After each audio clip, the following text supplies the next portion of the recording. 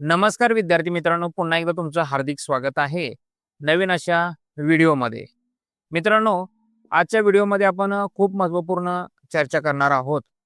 महाराष्ट्र राज्य परीक्षा परिषद पुणे यांच्या वतीनं जीसीसी टीबीसी टायपिंग परीक्षेसाठी जो काही सिलेबस अभ्यासक्रम बनवलेला आहे किंवा दिलेला आहे, तर या अभ्यासक्रमाचीच आपण चर्चा करणार आहोत.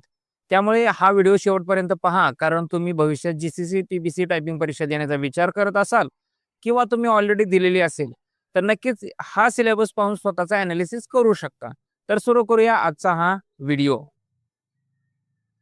मित्रांनो, महाराष्ट्र राज्य परीक्षा परिषद पुणे यांच्या वतीनं जो काही टायपिंगसाठी सिलेबस दिलेला आहे, टायपिंग करणाऱ्या विद्यार्थ्यांना 90% हा सिलेबस माहितीच नाही. हा, मी जाणीवपूर्वक हे सांगतोय मित्रांनो, कारण ज्यावेळेस मी व्हिडिओ अपलोड करत असतो यूट्यूबवरती, खूप सारे विद्यार्थी मला प्रश्न करत असतात कमेंटच्या माध्यमातून, काही ईमेल मला येत असतात. प्रत्यक्षात जेवढं शक्य आहे तेवढं मी प्रत्यक्षात विद्यार्थ्यांना भेटतो. परीक्षा केंद्रांवरती देखील मी अनेक वेळा जाऊन आलो. प्रत्यक्षात आमच्या इन्स्टिट्यूटमध्ये सुद्धा असे काही काही प्रश्न येतात की मलाच प्रश्न पडतो की या विद्यार्थ्यांना नक्कीच यांचा सिलेबस माहिती आहे का? या विद्यार्थ्यांना फक्त आणि फक्त कीबोर्डवरती बोट चालवणं एवढंच माहिती आहे. मुळात विद्यार्थ्यांना प्रत्यक्षातचा सिलेबसच माहिती नाही. त्यामुळे विद्यार्थी मित्रांनो, हा व्हिडिओ शेवटपर्यंत पहा, कारण खूप महत्त्वपूर्ण अशा गोष्टी आपण आज या व्हिडिओमध्ये सांगणार आहे. चॅनलवरती पहिल्यांदाच आला असाल तर चॅनलला नक्कीच सबस्क्राईब करा. तुमच्या मित्रासोबत हा व्हिडिओ नक्कीच शेअर करा आणि काही अडीअडचणी असतील तर नक्कीच कमेंट बॉक्समध्ये सांगा. आता आपण प्रत्यक्षात सिलेबसवरती डिस्कस करूया. मित्रांनो, आता जो काही सिलेबस ऑफिशियली आहे, त्याच सिलेबसला मी स्वतः, बारीक लक्ष द्या, मी जाणीवपूर्वक बोलतोय काही गोष्टी, मी स्वतः 4 पार्टमध्ये त्याला डिवाइड केलेला आहे. आता पहा कोणकोणते 4 पार्ट आहेत. पहिला आहे टायपिंग. पहिला पार्ट येतो टायपिंग.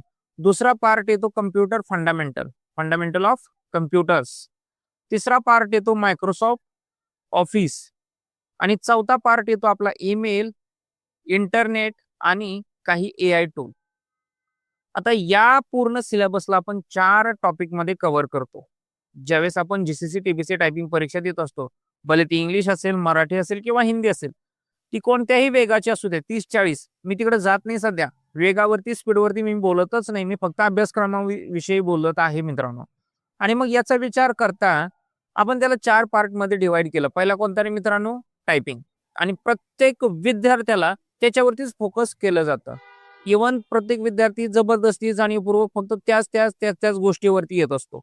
मित्रांनो, आपण आता सांगितलं टायपिंगला आपण किती पार्टमध्ये विभाग केला? 4.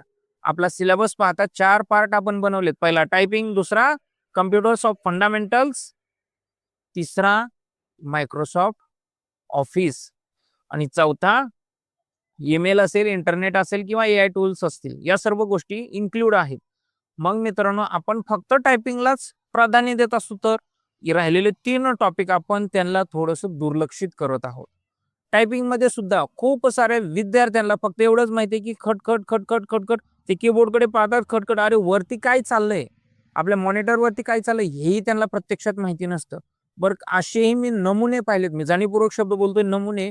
फक्त या 2च बोटाने अख्खा कीबोर्ड चालतात असे. अरे मित्रांनो, नाही. टायपिंग म्हणजे काय आहे? Touch typing sense. Touch typing आला पाहिजे आपल्याला. आपले हे 10 बोट आहेत ना, प्रत्येक बोटासाठी वेगवेगळ्या कीज आहेत. इव्हन प्रत्येक कीजसाठी तेच बोट वापरलं गेलं पाहिजे आणि याच्यासाठी सेन्स आला पाहिजे. आणि या सेन्स येण्यासाठी तुम्हाला कमीत कमी 2 महिने जातात. सर असं कसं बोलता? 2 महिन्यात आमची स्पीड येऊन जातात. मित्रांनो, याच स्पीडमुळे भविष्यात तुम्हाला खूप सारे प्रॉब्लेम येतात. खूप सारे येतात.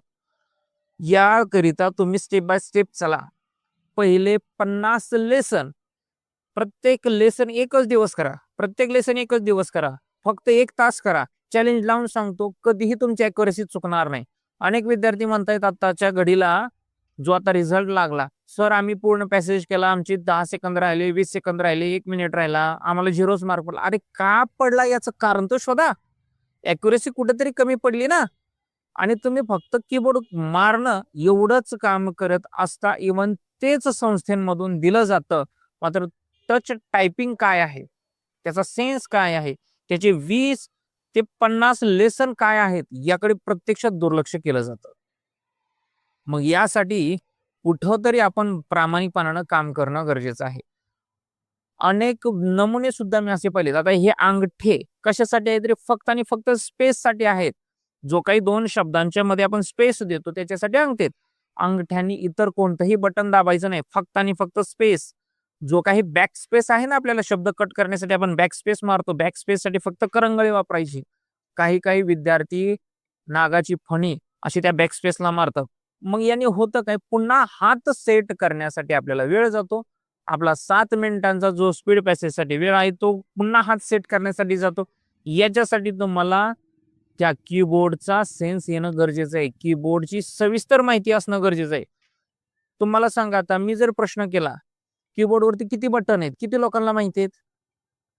तुम्ही टायपिंग शिकला ना, मग कीबोर्डवरती किती बटन आहेत?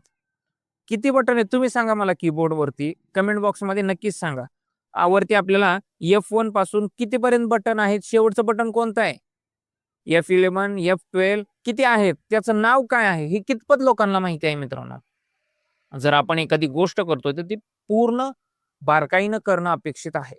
त्यामुळे मित्रांनो, फक्त तुम्ही कीबोर्ड मारणं एवढं नका लक्ष ठेवू. प्रॉपर ते जेवढं शक्य तेवढं आत्मसात करण्याचा प्रयत्न करा. खूप जीव तोडून सांगतोय, कारण कमेंट बॉक्समध्ये मला अशा कमेंट येत आहेत, की मला प्रश्न पडतो, अरे हे काही संस्थेत शिकवलं जातंय की नाही? किंवा हे जिथं त्यांनी टायपिंगचे क्लासेस लावलेत, हे चुकीच्या ठिकाणी तर लावलेले नाहीत ना? अधिकृत संस्थेमध्ये कोणीही तुम्हाला चुकीचा गायडन्स करणार नाही, प्रॉपरच गायडन्स करेल. मग मात्र अशा पद्धतीचे काही गोष्टी घडत असताना विद्यार्थी सुद्धा कुठेतरी कमी पडत असेल. कदाचित एक उदाहरण सांगतो मित्रांनो, ज्यावेळेस आपण जेवण करायला बसतो, पुढचा व्यक्ती वाढताना तुमची जेवढी भूक आहे तेवढाच वाढेल ना. तुम्ही पहिलेच याला म्हणले बास बास, तर पुढचा व्यक्ती पुन्हा येईल का तुमच्याकडे? नाही. जर तुम्ही शिक्षकांनाच म्हटलं, सर हे काय आहे, ते काय आहे, याचा अर्थ तुमच्याकडे खूप भूक आहे, खूप जिज्ञासापूर्वक तुम्ही जर माहिती विचारत असाल, तर शिक्षक सुद्धा तेवढेच जिज्ञासापूर्वक सांगेल. मित्रांनो, यानंतर टायपिंग विषयी मी फारसं बोलत नाही, कारण व्हिडिओ खूप मोठा बनेल. आता मात्र दुसऱ्या टॉपिककडे येतोय आपण, कम्प्युटर्स ऑफ फंडामेंटल. मित्रांनो, यानंतर दुसरा टॉपिक येतो तो म्हणजे कम्प्युटर्स ऑफ फंडामेंटल्स. कितीतरी विद्यार्थ्यांना कम्प्युटरच्या जनरेशन बद्दल माहिती नाही, कम्प्युटरच्या हिस्ट्री बद्दल माहिती नाही, कम्प्युटरच्या पार्ट्स बद्दल माहिती नाही, त्यांना सॉफ्टवेअर हार्डवेअर काय याच्याच कन्सेप्ट क्लिअर नाहीत. मग तुम्ही कम्प्युटर्स कसे शिकणार? जर कोणाला सांगितलं ना, आता फादर्स ऑफ कम्प्युटर्स कोण आहे, कम्प्युटरचा जनक कोण आहे, सांगा कमेंट्स बॉक्समध्ये. बघूया किती विद्यार्थी उत्तर देतात. या गोष्टी विद्यार्थ्यांना माहितीच नाहीत. का? कारण या शिकवल्याच गेल्या नाहीत. शिकवल्या गेल्या नाहीत म्हणण्यापेक्षा तुम्ही कधीही त्या शिक्षकांकडे, त्या संस्थेत तुम्ही विचारणा केली का, सर आम्हाला टायपिंगच्या सिलेबसमध्ये फक्त कीबोर्डच आहे का इतर काही आहे?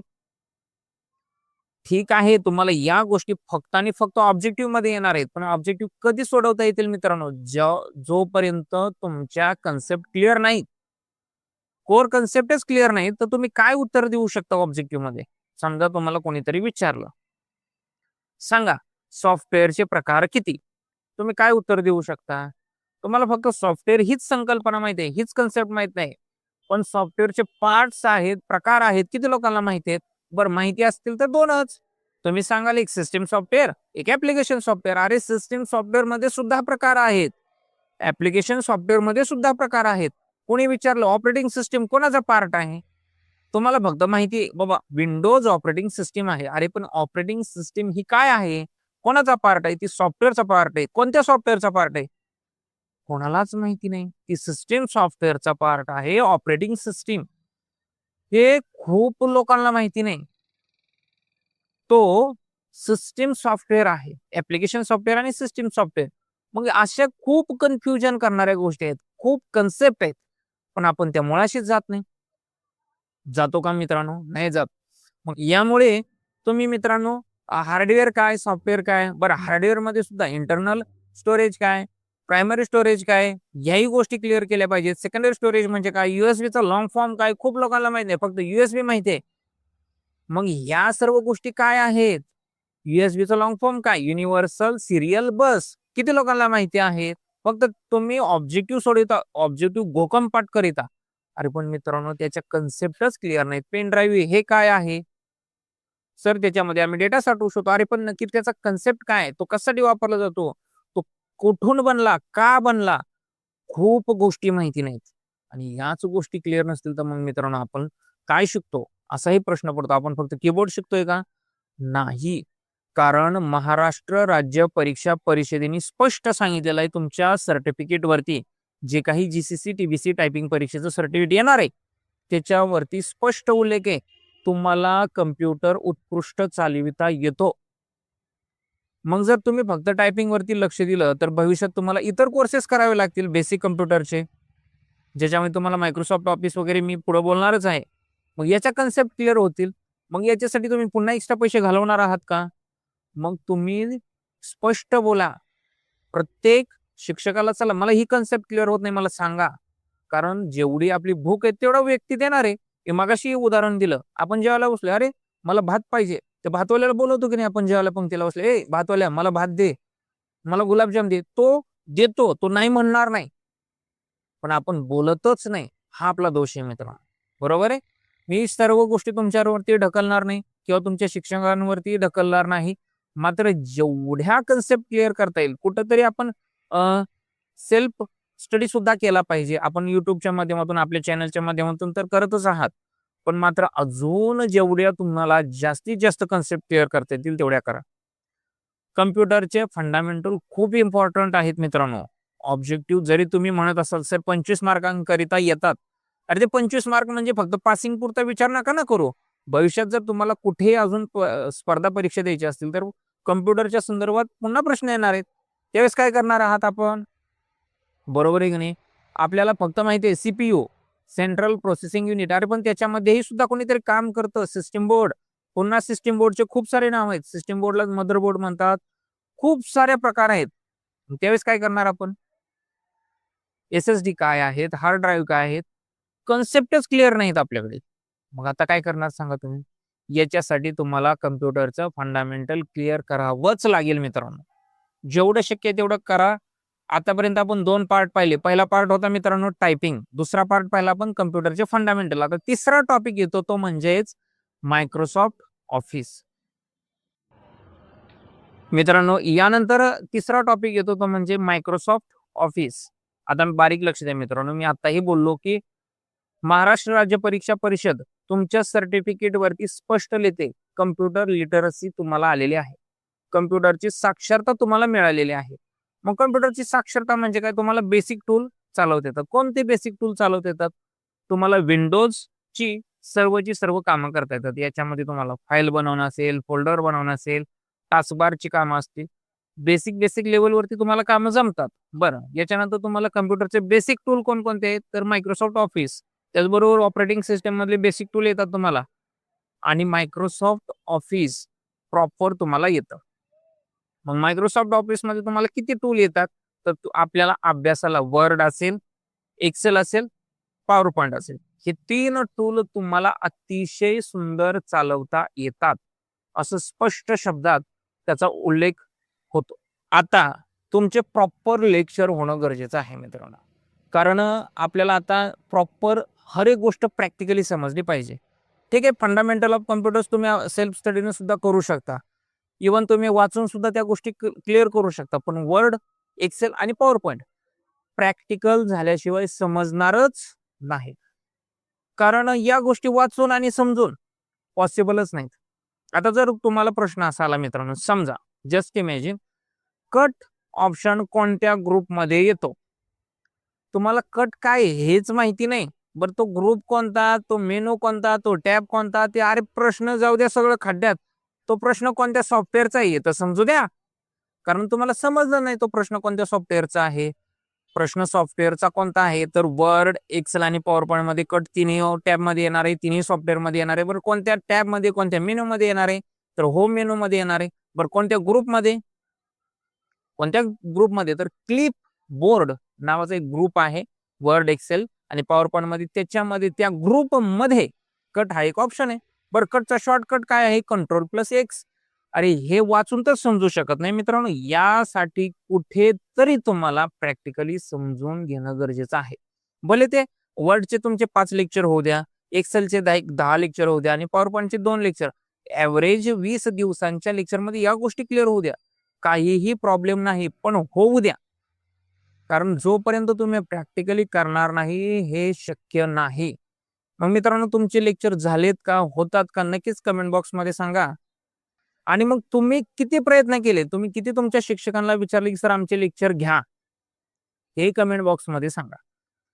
याच्यानंतर मित्रांनो येतो तो म्हणजे इंटरनेट, ईमेल आणि काही एआय टूल्स. मुळात एआय टूल्स भविष्यात येणाऱ्या परीक्षेकरता खूप महत्त्वाचे आहेत.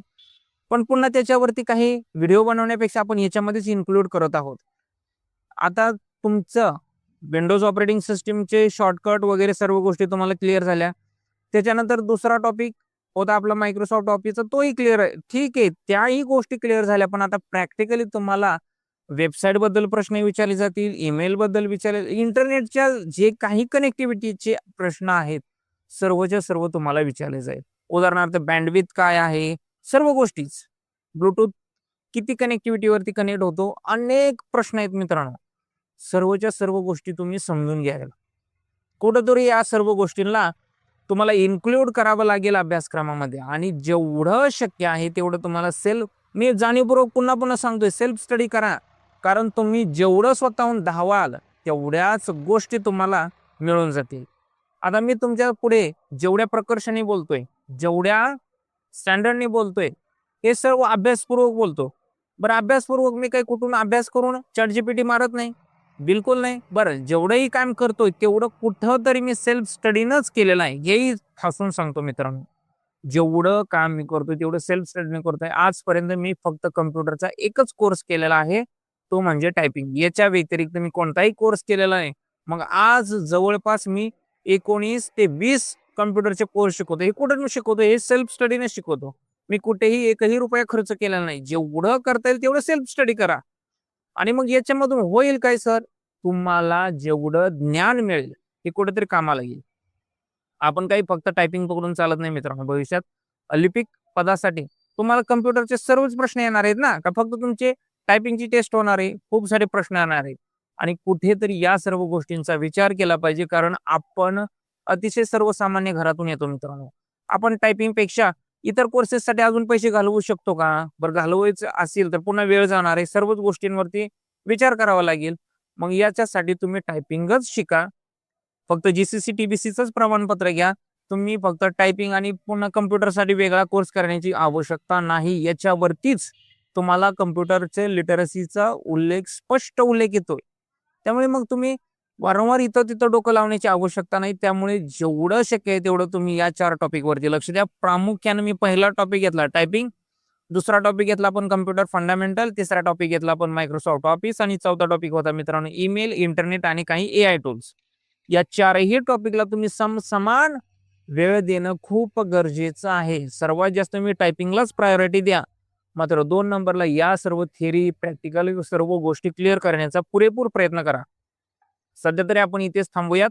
या गोष्टी जर तुम्हाला आपल्या युट्यूबच्या चॅनलच्या माध्यमातून हवे असतील तर प्रत्येक गोष्टीसाठी मी वेगळी प्लेलिस्ट देईन.